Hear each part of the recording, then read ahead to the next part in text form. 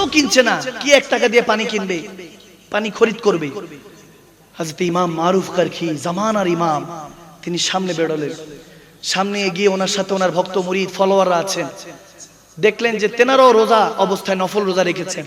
গিয়ে ওই ছোট্ট বাচ্চার কাছে বলতেছে, আমাকে দাও, আমি তোমার পানিটা কিনবো।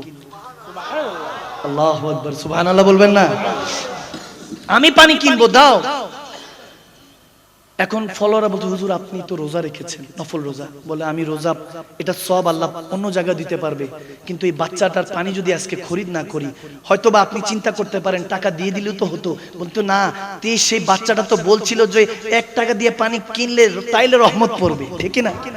তখন আল্লাহ ওই আল্লাহর ওলি ইমাম মারুফ কারখি টাকা দিতে চেয়েছে, সে নেয় না, বলে আমার পানি নেন। এখন ওই বাচ্চা তো আর জানে না হুজুর রোজা রাখছে।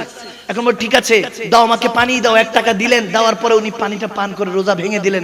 তারপরে ওই সাহাবীদের, ওনার সাথে যারা ফলোয়াররা আছে, ওই ভক্ত মুরিদরা, তেনাদেরকে বলতেছেন, দেখো কখনো কাউকে নিরাশ করবা না, নিরাশ করলে আল্লাহ তোমাকে কখনো বরকত বাড়িয়ে দিবে না। সুবহানাল্লাহ, শিক্ষা দেখেন। আর আমরা কোন রকম যদি রোজা রাখতে পারি, আমাদের মধ্যে তাকাব্বুর চলে আসে, তাকওয়া চলে যাচ্ছে, দিন বাই ডে বাই ডে তাকওয়া চলে যাচ্ছে। হায় রে, ইমাম সাররে সাকাতি আলাইহি রহমার কথা মনে পড়লো। জামানার ইমাম সাররে সাকাতি, উনি বাগদাদের বিজনেসম্যান ছিল। কেউ একজন ওনার কাছে জিজ্ঞেস করলো, হুজুর আপনি তো অনেক বড় আল্লাহ ওয়ালা, ইবাদত গুজার বান্দা, আপনার তাহাজ্জুদ তো মিস হয় না। সুবহানাল্লাহ। তখন তিনি বলেন, না, 30 বছর ধরে একটা বিষয় আমাকে খেয়ে যাচ্ছে। 30 বছর আগে আমি একটা গুনাহ করেছি, আমি এখনো চিন্তা করি ওই গুনার জন্য রব্বে কারীম হাসরের ময়দানে আমাকে পাকড়াও করে কিনা। তখন সবাই অবাক হয়ে বলতেছে, হুজুর কি গুনাহ? বলতেছে, 30 বছর আগে বাগদাদ শহরে আমি বিজনেস করতাম, আমার জায়নামাজ তসবির দোকান ছিল, আমি বিজনেস করতাম। হঠাৎ শুনি বাগদাদের মধ্যে দোকানের মধ্যে আগুন লেগে গিয়েছে।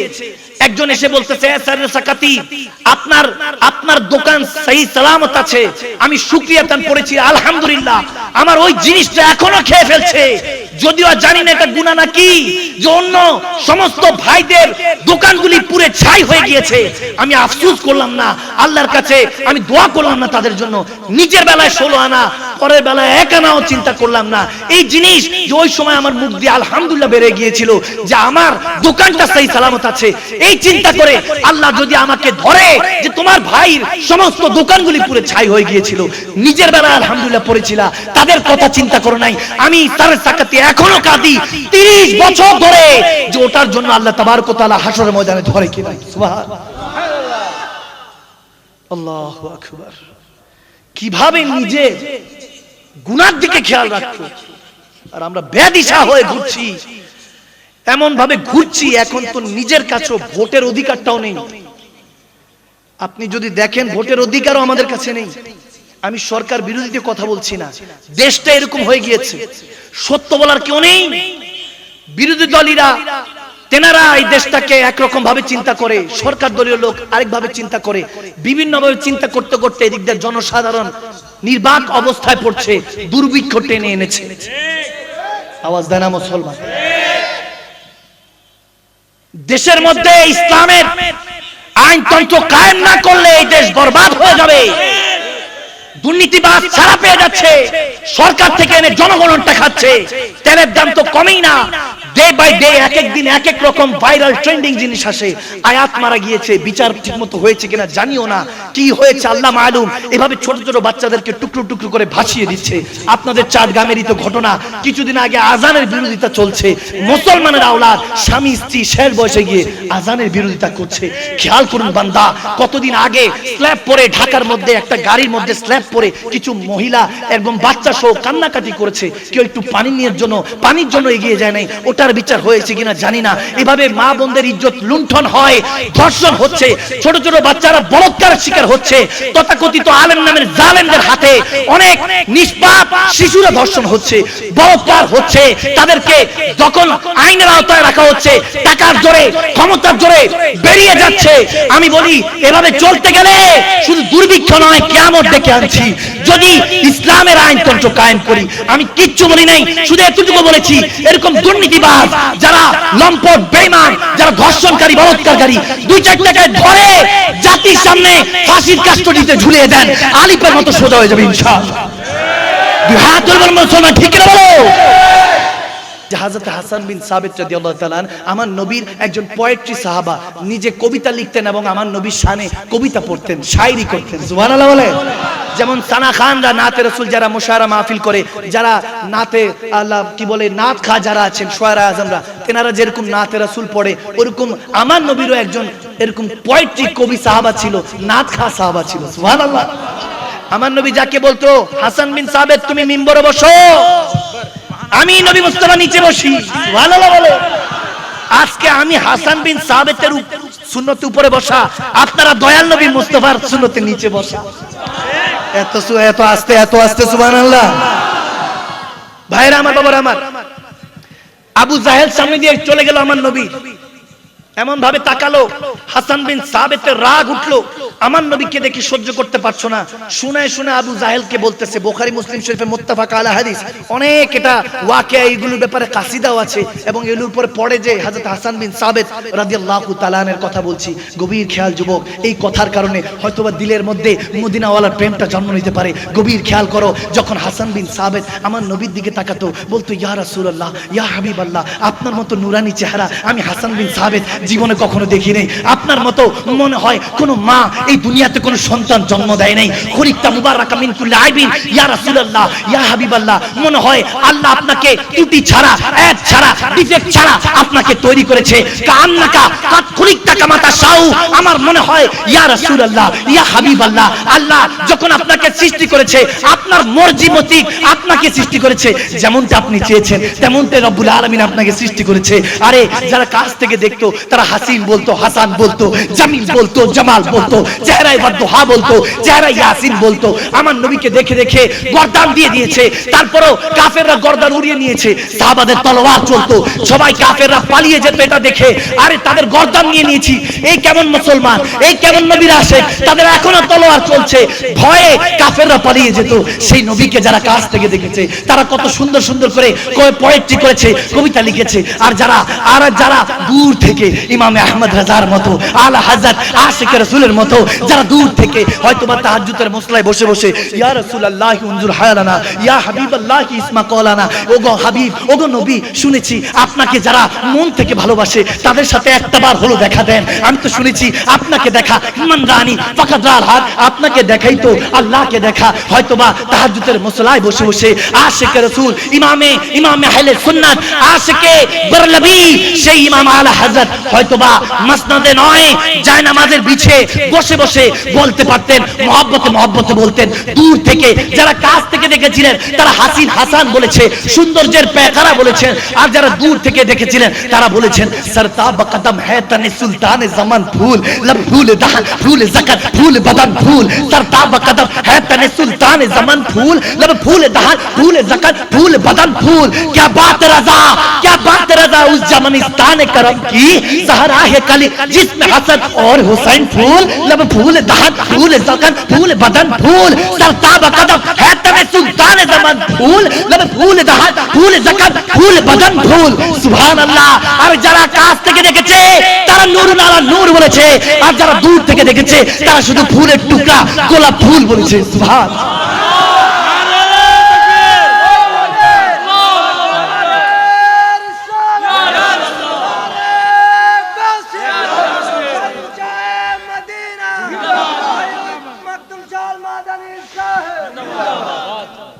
একটু মোহাব্বত জিন্দাবাদ, মারহাবা, মারহাবা, সবাই বলো মারহাবা।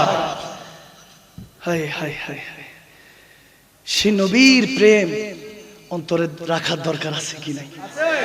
যদি আজকে কসম করে বলে দিয়ে যাচ্ছে, ইশকে রাসূলটা যদি জ্বালিয়ে যেতে পারেন, ঘরের মধ্যে যেতে দেরি নাই, এদিক দিয়ে হয়তোবা দুনিয়ার চোখটা বন্ধ হবে, ওদিক দিয়ে আল্লাহ কিসমতের চোখটা খুলেও দিতে পারে। আল্লাহ আরশ মুআল্লা থেকে ডাক দিয়ে বলবে, ওগো হাবিব মদিনায় কি করছেন? যান না ওই খাজা রোডের মধ্যে, ওই চাঙ্গা আবাসিকের কাছাকাছি বদ্দারাটার জমিনের মধ্যে চাঁদগ্রামের কিছু আশেকরা পাগলরা আপনাকে ডেকেছে, যান তাদের কিসমত খুলে দিলাম, তাদের সাথে দেখা করেন, তাদের সিনাটাকে মদিনার আয়না বানিয়ে দেন। সুবহানাল্লাহ। আল্লাহ ইয়া রাসূল ইয়া রাসূল জিন্দাবাদ। আমার নবীর সেই ক্ষমতা আছে কি নাই? উম্মতের সাথে আশিকের সাথে দেখা করার ক্ষমতা আছে কি নাই? আমার নবীকে রাহমাতুল লিল আলামিনকে বুকে হাত দিয়ে বলুন এই ক্ষমতা দিয়েছে কে? আমরা আল্লাহরটা শুনি, মোল্লারটা না। ঠিক, আওয়াজ কমেছে, জোরে বলেন। আমরা আল্লাহরটা শুনবো। ঠিক, কেউ যদি কিছু বলে, আপনাকে নিয়ে ক্রিটিসাইজ করে, ছোট করে, মাফ করে দেন, এটাই তার সর্বোচ্চ শাস্তি। আওয়াজ দেন, মুচকি হাসি দিয়ে মাফ করে দিবেন, বলবেন দুনিয়াতে তোমাকে আমি ক্ষমা করে দিয়েছি, আমি জানি হাসরের ময়দানে আমার গুনাহ খাতাকে ক্ষমা করে দিবেন কে? আওয়াজ দিয়ে বলেন কে? এজন্য আমি প্রায় সময় বলি, হে প্রিয়, তুমি যখন ঘৃণা নামক কাঁটা ছড়াচ্ছিলে, তখন আমি লক্ষ লক্ষ যুবকের হৃদয় থেকে ইশকের রাসূলের ঘ্রাণ নিয়ে সুঘ্রাণ নেওয়ায় ব্যস্ত। এত আস্তে, আরো জোরে। হিংসা বিদ্বেষ কিছু আছে ছড়াবে, আপনি ভালোবাসায় লেগে পড়ুন, ঠিক না? এই ভালোবাসা দিয়েই তো আমার নবী বিশ্বটা জয় করেছে, ঠিক না? কোন মুসলমানকে কটূক্তি করা যাবে না। এবার যে কোনো আলেম হোক, কখনো কাউকে নিয়ে কোনো হায়া প্রতিপন্ন করবেন না, কাউকে না। ঈমান, আকীদা, মাযহাব, মিল্লাত আলাদা হতে পারে, তো কি হয়েছে? মুসলমান তো ভাই, তো ভুল পথে আছে, আমার বিশ্বাস একদিন নবী প্রেম তাদেরকে সঠিক পথে নিয়ে আসবে, ঠিক না? মুসলমান, আপনি মহব্বত রাখুন, মহব্বত নিয়ে বুঝান, ইনশাআল্লাহ দেখবেন একটা না একটা দিন। আমি কিছুদিন 2-4-5 বছর আগে মিলাদুন নবী করতে অনেকে রাজি ছিল না, এখন তো মৌলুদুর রাসূল বিদেশেও পালন হয়। আমি বলি এতটুকু যেহেতু পরিবর্তন হয়েছে, বাকিটা পরিবর্তন করবে কে? এই তো লাইনে চলে আসতেছে, ঠিক না? ঝগড়া করে কিলা, ঝগড়া করে কোনো কিছুই হবে না। ভালোবাসা দিয়ে তো ওই আমি কাটার বাগানের মধ্যে ফুল উৎপন্ন করব, ঠিক না? যত রকমই হোক, মুসলমান তো তারা আমাদের ভাই, তাদেরকে নিয়ে একসাথে জান্নাতে থাকতে চাই। আমিন বলেন, আমিন বলেন। আল্লাহ আমাদের মধ্যে ভ্রাতৃত্ব বোধ সৃষ্টি করে দিক, আমিন বলেন। এই জন্য কখনো কাউকে ঘৃণা করবেন না, এটা হলো শয়তানের একটা লেবাস। দেখবেন হঠাৎ আপনাকে এসে বলতেছে, আপনার বিরুদ্ধে বলছে, এটা বলছে, সেটা বলছে, আপনি বলবেন যে আপনি কি নিজ কানে শুনেছেন সে যে আমাকে বলছে? যদি বলেন না নিজ কানে শুনেছি না, অন্যর কাছ থেকে শুনেছি, অন্য জারিয়াত, আপনি বলবেন যে সমস্যা নেই। যদি বলে থাকে, আপনি কাজ করবেন কি, আমি মাঝে মাঝে বলি, তার বিকাশ নাম্বার নগদ নিবেন, নিয়ে তার মোবাইলে রিচার্জ করে দিবেন 50 টাকা। যে সহসায় তো সোয়াব করতে পারি না, তুমি তোমার সব সোয়াব যা আমাকে দিয়ে দিলা, কিছু হাদিয়া তো করা দরকার আছে, হাদিয়া করা তো সুন্নাত, ঠিক না? যে আপনাকে ক্রিটিসাইজ করবে, ছোট করবে, গীবত করবে, তার নাম্বারে কিছু টাকা পাঠিয়ে দিবেন। সুবহানাল্লাহ বলবেন না? এরপর কি করবেন জানেন? এরপর হলো আপনার কাজ কোরআন সুন্নাহ মোতাবেক নিজের জীবনটাকে পরিবর্তন করা, সেই পথে মতে চালানো, ঠিক না? এই জন্য কখনো কাউকে ছোট করবেন না। আরেকটা বিষয় হলো, আমি প্রায় জায়গায় বলি, বিয়ের নামে অনেক অপসংস্কৃতি হয়। আওয়াজ দেয় না? মনে হয় এই এলাকা হয় না? মনে হয় ডিজে পার্টি তো ঠিক মতোই হয়। হ্যাঁ, তো বিল্লাহ আর নিকাহ সুন্নাহ, বিয়েটা সুন্নত, সুন্নতের উপর আপনি ছুরি চালাচ্ছেন, নাউজুবিল্লাহ। আপনি ভাবছেন আমার সন্তানটা এরকম কেন হলো, কেন সে এডিক্টেড, কেন সে বেনামাজি, কেন সে পড়াশোনা করে না, কেন সে ব্যবসা বাণিজ্য করে না। আপনি তো আগেই বিয়ের সময়, আমার নবী বলেছেন, যখন একটা দুলহা দুলহান বিয়ে হয়, ওই মুহূর্তেই তোমার ভবিষ্যৎ প্রজন্মের কথা রব্বুল আলামিন লিখে দেয়। যদি শুরুটা খারাপ দিয়ে করেন, তাহলে তো শেষটা খারাপই হবে, ঠিক না? আর কিছু কিছু আছে মসজিদে দান করার জন্য সবচেয়ে ছিঁড়া নোটটা দিবে। আওয়াজ দেয় না? অনেক ইমাম খতিব সাহেব আমাকে বলেন, হুজুর এটার ব্যাপারে কিছু বলেন। আমি কি বলবো, কিসমতি ভাড়া, আল্লাহরে কিভাবে ভালোটা টাটকা নোট দিবে? যারা মন থেকে আল্লাহ রাসূলকে ভালোবাসে তারা তো টাটকা নোটটা দিবে। আওয়াজ দেয় না? ওই যে বললাম, যারা 5 ওয়াক্ত নামাজি, শুধু তাকে তালাশ করবেন না, যে মাঝে মাঝে তাহাজ্জুদ পড়ে তাকে তালাশ করুন। সে যদি যাকাত দেয়, যে শুধু বছরে বছরে যাকাত দেয় তাকে তালাশ করবেন না, তালাশ করবেন যে মাঝে মাঝে দান সদকা খায়রাতও করে। আওয়াজ দিচ্ছে না বাবা? এবং যে আল্লাহ রাসূলের কথা শুধু বলে না, শুধু মুখেই শেষ নয়, সে করেও দেখায়, তার সাথে চলবেন, তখন দিলটা মুনাওয়ার করে দিবা আল্লাহ, ঠিক না? আল্লাহ বুঝদান করুক, আমিন বলেন। এই জন্য বললাম কথাটা। আর দ্বিতীয়ত, ওই যে বললাম বিয়ের মধ্যে এসব করবেন না, সমাজ থেকে এগুলো বিতাড়িত করবেন। আপনার বোনটা আপনি সারা জীবন, আপনার মেয়ে বোন প্রোটেক্ট করলেন সবাই থেকে, পর্দার মধ্যে রাখলেন, তারপরে বিয়ের নামে গায়ে হলুদের মধ্যে মা বোনদেরকে এসে কাজিনরা, মামতো খালতো এলাকার এসে এখানে কি হলুদ লাগায়, নাউজুবিল্লাহ বলুন।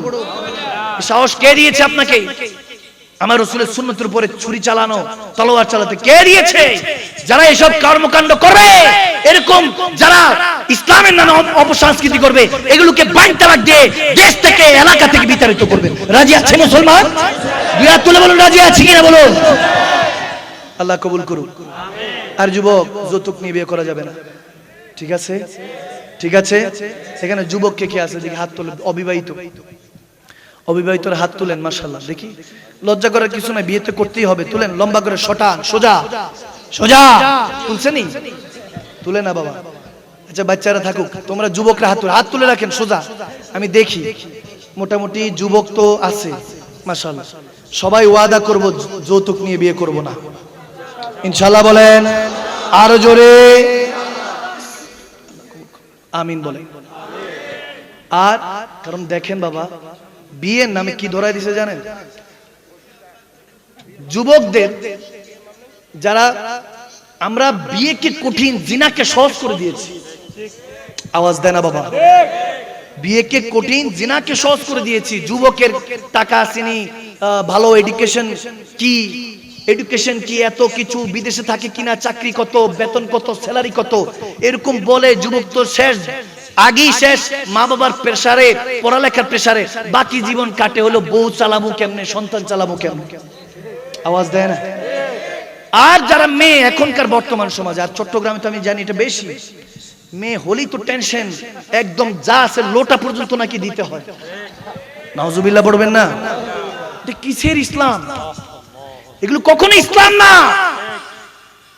ওই মেয়েটা, আমার আল্লাহ বলেন, আমি বান্দার উপরে যখন খুশি হই তিনটা জিনিস দিই, একটা বৃষ্টি, একটা মেহমান, তারপরে যদি বেশি খুশি হই একটা কন্যা সন্তান দান করি। ঘরের রানী, ঘরের রহমতটা মা বাবার কাছ থেকে যখন স্বামীর ঘরে যাবে, রহমত ট্রান্সফার হচ্ছে, ঠিক না? আপনি টাকা পয়সা দিয়ে আপনি নেবেন, এই জন্যই তো মোহরানা দেওয়া হয়েছে, দেন মোহর দেওয়া হয়েছে।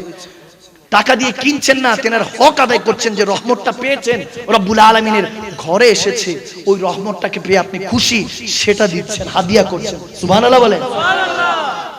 আর উল্টা বাবা যাদের কন্যা সন্তান আছে, টেনশনে শেষ, মেয়েকে কিভাবে বিয়ে দিব। নাউজুবিল্লাহ। এই সমাজ যেই রীতি নেওয়াজের মধ্যে চলছে, এই সমাজের রীতি নেওয়াজ আমরা মানব না। আমার নবীর ইসলামকে কায়েম করতে হবে। এই সমাজের সমস্ত নিয়মকে ভেঙে নতুন করে ইসলামের নামে একটা সমাজ গঠন করতে হবে। রাজি আছি মুসলমান?